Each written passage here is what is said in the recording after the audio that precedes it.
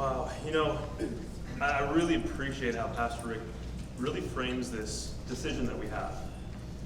Everybody has pain. That's something that we know. For all of us that have lived any amount of time, we understand that pain is a part of life. And it's wonderful to think how God can use that. But here's the reality.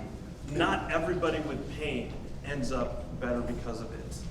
Some people go through pain and they end up more bitter and broken. And somehow we find some people that in their journey through their pain, they actually find blessing and beauty. And so this question or these decisions that Pastor Rick put in front of us is so important, because it's how do we not allow our pain to make us bitter and broken, but rather how do we find beauty and blessing in the midst of our pain. And it does really depend upon a decision. There's a decision that we have to make, and really it has to do not about we're going to have all the strength to do the right thing, but turning it over to God. Trusting Him to lead that process. Trusting Him to shape who we are in the midst of all the pain that we've gone through. Trusting that He has a plan for all of that. Just a few days ago, I took some of my kids. My young kids are starting to play basketball, and so I said, I'm going to help train you. And I started doing some drills in the backyard with them, and I'll be honest, they didn't all like it. In fact, one of them, I won't say who, one of them was very unhappy, and she came up to me and said, Daddy, I don't like this. I don't like basketball anymore.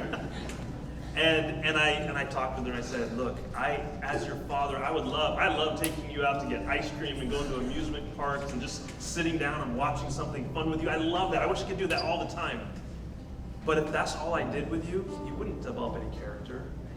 You wouldn't be prepared for challenges in life. And I don't really care if you know how to dribble a basketball, or I don't care if you play professional basketball, but I do want you to develop the character that's needed for life.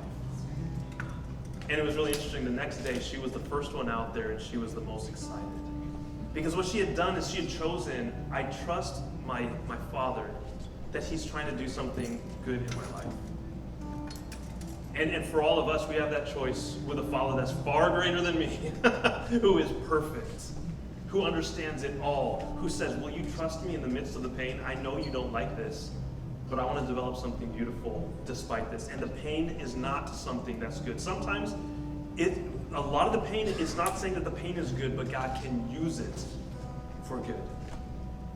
Today, if you are deciding to start that journey and trust God for the very first time, that is the beginning of a true relationship with the King of Kings.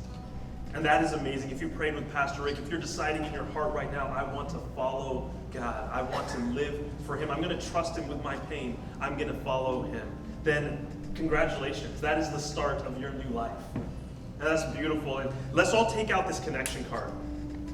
In just a moment, we're going to have some baskets that come by, and we'll be able to drop this in.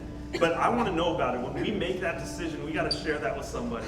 Because we're a family, we walk together, and we want to give you resources and tools and help you with that. So that very first box there, I made the decision to follow Jesus. I'd love for you to check that box if you made that decision today.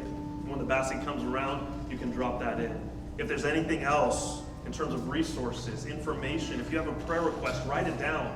We pray every single week for these things. And I want to encourage you in something else today. We're doing something very special right after the service. It's baptism.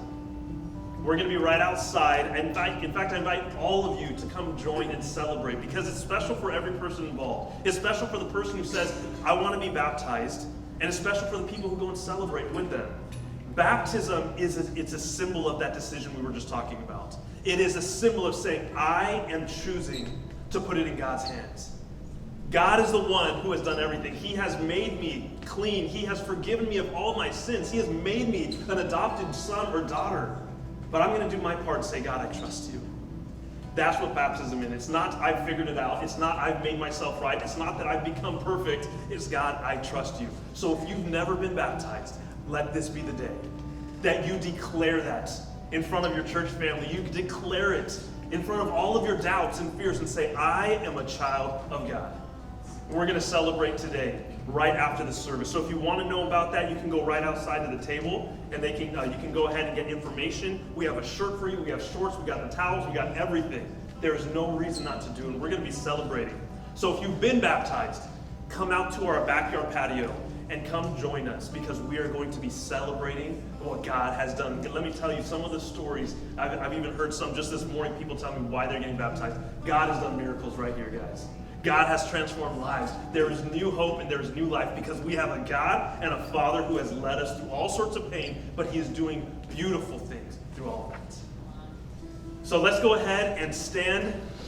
We're going to have some baskets come around as we celebrate in worship in this last song, but you can go ahead and drop this in. Any gifts or offering that you want to drop in there, you're welcome to as well. And right after this service, let's go celebrate together through baptism.